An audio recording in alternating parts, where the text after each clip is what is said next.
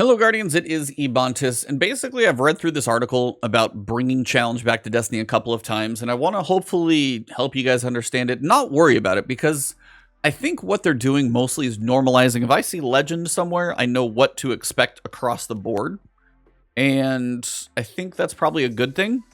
A lot of the changes I think are just tweaks for them to be able to kind of have a little more control over dials and knobs and stuff like that. But overall, I don't think this is dramatically like gonna make it think bullet spongy and stuff like that. Generally, I think it's okay. But overall, they have kind of your basics of high difficulty activities. To enter a hero activity, you need to be 1750 to even activate, to be able to like jump into the playlist. Legend and Master, you need to hit 1800. I would imagine everybody is going to start at 1600 when it comes to Lightfall. They just do that. They give you a floor. Every piece of gear, everything that you've got starts at 1600.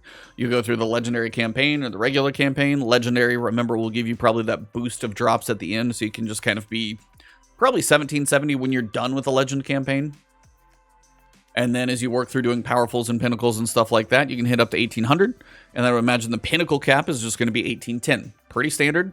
And then we've got the information from the big giant Joe Blackburn article saying season 21, they're not going to up the power level. Now, if they up the power level in season 22, I think people are going to really hate that. So hopefully that's just like in effect all year. So if you do your Powerful and your Pinnacle grind, you're hopefully good for the year, because a lot of this kind of takes away the need to keep leveling. So hopefully that's a thing. Basically, hero is -5 power level. So if you're 1770, you're going to be 1765. Legend, if you're 1830, 1815 is kind of your effective level. Master, 1840 activity. The most benefit you can have is going to be 1820. Grandmaster is also going to be 1815. So if I am 1815 and I boot up a Grandmaster, being any higher, whether it's my gear or artifact or whatever that combination is, not getting any more benefit. Now, some of these changes is why I'm less worried. Match game is being removed. The whole annoyance of like having to run a very specific weapon type and damage type and subclass to be able to match and deal with the shields in an activity, don't really have to worry about it. You're just going to do less damage to shields, like if you're not using the right element, so there's going to be some benefit to kind of synergizing with the activity. But if you choose not to, it's not going to be just like, oh, let me shoot peanuts at this wrong shield for an hour. And then if you like look the wrong way, you won't be able to break it. It's just going to take a little longer, but that's not that dramatic. Now, burns in high-level activities will be kind of broken up. You have a Surge, which is going to give you the elemental damage boost by 25%. This is what we have now. Basically, the Surge for your outgoing damage boost by 25% is exactly what's in the game with burns. The difference is threats. Threats will increase the incoming damage by 25%, not 50%. Currently, burns do an incoming damage increase of 50%, which is, well, it hurts a lot depending on what you're doing. Like the Void Fire in the Grandmaster Insight Terminus, damn near an instant kill. Ask me how I know when there were too many deaths on that one. So 25%, hopefully less one-shots. Now they have a little balance of this. It's not like it's easier, but it's there. Surges will have a seasonal surge. So for Season of Defiance, aka Lightfall season, it will be Strand. Shocking no one, so you use that subclass. The weekly rotating surges will be Solar and Void. So some activities have rotating ones. You'll see those as we go. Now, we're also going to have high-level activities also introduce overcharge weapons. You've got two ways to get them. One, set weapon per activity. It's going to be like, scout rifles are overcharged. Cool. That means you get 25% more damage from scout rifles. It also, kinetic damage is also increased by 25% if you're using a surging subclass. So if you were using a Strand subclass, then your kinetic weapon is doing 25% more in those high-level activities. All kind of cool so far. What this does, snipers, arbalists, even just your kinetic pulse rifle that you're going to use, if you're running a subclass that matches a surge, your kinetic weapon feels more useful because it gets the benefit of kind of like the surge without actually being a certain element. So I actually kind of like this change because, you know, synergizing your subclass with the surge gets kinetic a bonus. Cool. Now, the other thing is weapons featured as champion counters on the seasonal artifact, theoretically also considered overcharged weapons. So right now, if we've got barrier pulse rifles and you're dealing with champions anyway, doing a bit more damage with champion weapons, not a bad thing. So I'm totally fine with this one. Key thing is, don't get too excited. Overcharges and surges don't stack. So I'm not going to get 25 from a surge and 25 from an overcharge. Basically, you get 1. So most of your weapons, like right now, grenade launchers, that's a featured weapon for champions. And if you have that thing unlocked, then guess what? That could have a 25% bonus on a heavy weapon. That's kind of cool. So I'll be curious how they handle all of those choices. If they take the heavy weapons out of rotation with this stuff in here, we'll see. We'll notice that one a little quicker. But we'll just have to see. But that's also probably how they could shift around the meta too. But you only need 1. If I'm running an arc subclass, but I'm running a strand weapon, then, you know, that kind of thing is going to be your choice now, depending on how you want to go into an activity. Do you want to match your weapon to it? Do you want to match your subclass to it? Do you want to match the champion weapon to it? There's a lot of different ways to get your 25% bonus, and I think most of this is just flexibility, and I'm totally fine with that. Now, the state combatants are harder to stagger, and their health has been increased across the board. Basically, they say to make up for the surge and overcharge, because you're going to have a lot of ways to get your 25% bonus most of the time. Probably even more flexibility than you have now. So you'll see that a little bit more. Not going to be a big drastic thing on rank and file red bars, but the bigger, chunkier enemies, you'll probably feel and be a little spongier. Now, I'm hoping it's not too dramatic. We'll have to see how it feels. But again, they want the game to feel a bit more challenging across the board, so you just don't steamroll half the stuff that you face.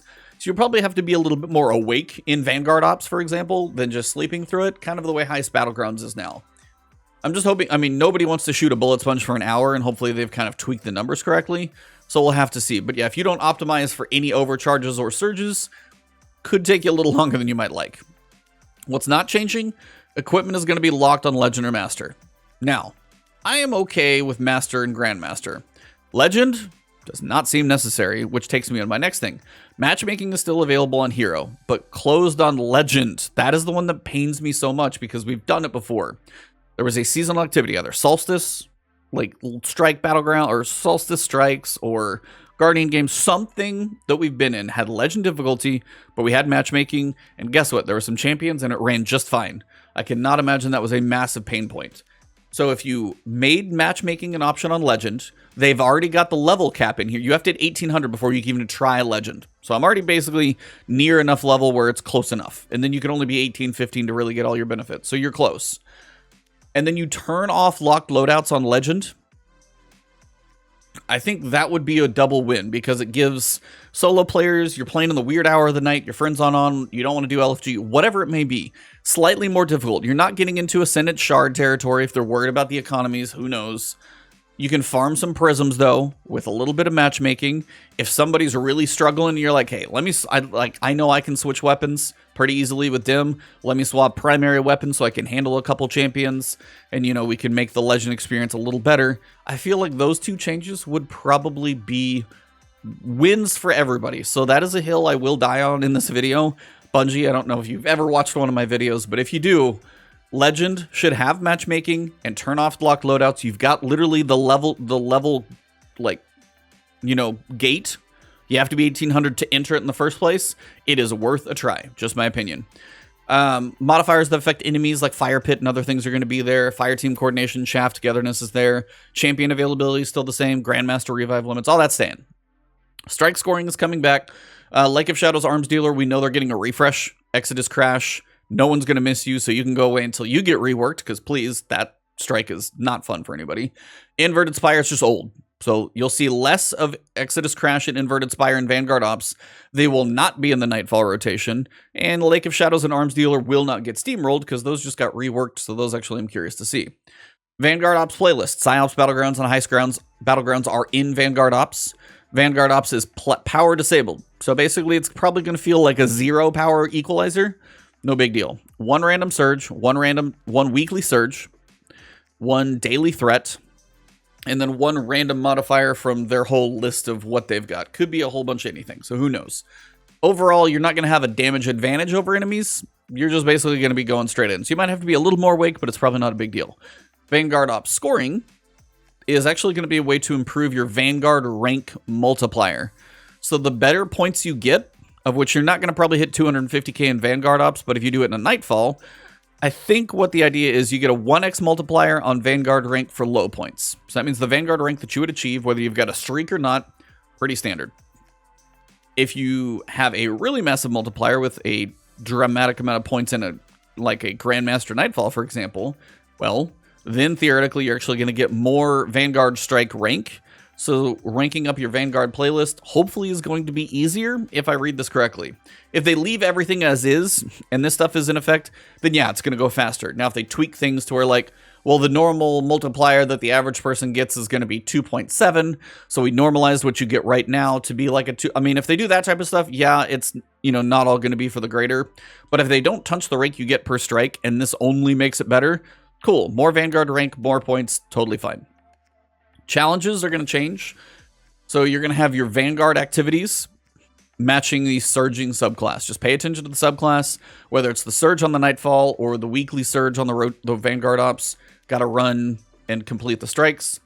And complete 5 activities for Nightfall. If you do a Grandmaster, that completes all 5. If you do like Adept or Hero, or Adept is gone, sorry. Hero or Legend, it'll take you a few, but you'll be able to matchmake into it and get it done. So, not that big of a deal. Nightfall levels. Basically, you're going to have 2 surges available, so you got a couple different options. 1 featured overcharged weapon. A threat depends on the Nightfall, like Insight Terminus, for example. Void, just, pretty much assume whatever the burn was is what I would imagine the threat will be. The surges are going to be seasonal and rotating and stuff like that, but I would assume any threat that was on a Nightfall previously is exactly what the burn was before. Lightblade, probably going to be Arc, so just keep that in mind. Combatants are harder to stagger. And these are your levels, kind of the same stuff we've seen. Hero, Legend, Master, Grandmaster. The one that kind of bugs me a little bit is Legend, your maximum effectiveness. So if you hit 1815, you are as high as you need to be to get your full effectiveness in a Legend. Master, 1820. Excuse me. Grandmaster, 1815. This is just weird to me. It's like 1815, 1820, 1815. Somewhere that's a little broken in my opinion, but like I would much rather just take my level down once you hit 1800 and then all that other stuff doesn't matter. But we'll just have to see. Maybe this is stuff they'll tweak in final shape and all that other stuff. This is weird. Doesn't quite feel right. They also say the weekly Nightfall challenges get an accumulation of 200,000 total points across multiple Nightfalls. So you know that one Nightfall that a solo player or like a single player on a matchmaking can't quite get 100,000 points and you're like, so close. Now you just run a couple and you're good. So this is a better change. I'm okay with that.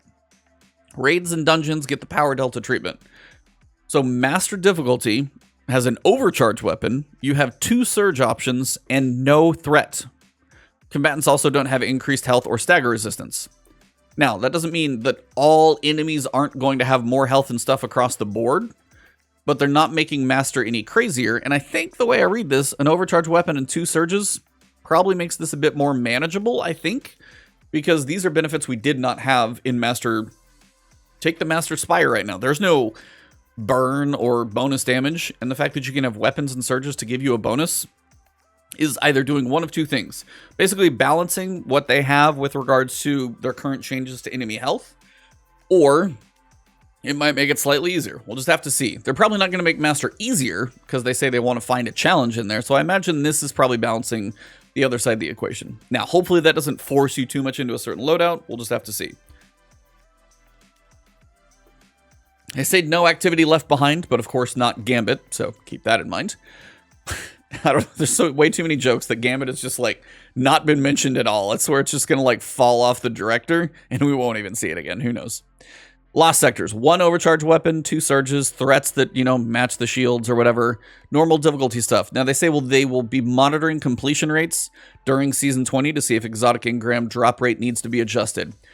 They should have hopefully been looking at this for a while now, because I could probably tell you right now, you could bump this up 25% and hurt no one. Because if, say, lost sectors are dropping helms, first, you're on your subclass, you got to get the right helm to drop.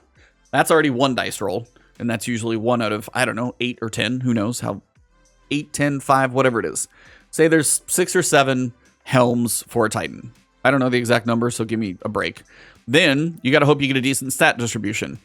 I've seen them drop anywhere from a sort of like a 57, 58, 59, all the way up to about a 67 or 68. Even a little higher, squeakingly. But like, if you get a 61, you're like, this is not amazing. Then you got to worry about the distribution. You have to roll the dice 3 times. So if they bump up the drop rate by 25% right now, I don't think it's going to hurt anything because most people are still not going to get a god roll any quicker. Just, it would be a little bit better. So, or even like cap protection. If I run 4 lost sectors and I don't see one, the 4th one should guaranteed at least drop an exotic. So please look at those if you listen to this, which you're probably not, but yeah, those should be bumped up. You shouldn't be able to do 10 lost sectors and see no exotics drop. That just sucks for everybody. I'll just keep the language reasonable but blunt. Nightmare Empire hunts, pretty straightforward difficulties. An overcharge, weekly rotators, threats, pretty straightforward. Dares and Wellspring, so Legend Dares, Master Wellspring, pretty similar. 2 overcharge weapons, a weekly rotating surge, 1 threat. Combatants are harder. You can team wipe if an objective is failed by time. Extinguish will be activated on Master. I don't know if it'll be on Legend Dares, but we'll see. Seasonal Battlegrounds. So the upcoming seasonal battleground will have a similar difficulty, like -5 versus what we had this season. So that was actually reasonable. The weekly rotating surge pretty much is going to match the Vanguard Ops playlist. Rotating threats. So just depending on what the threat is, probably daily. No overcharge weapon.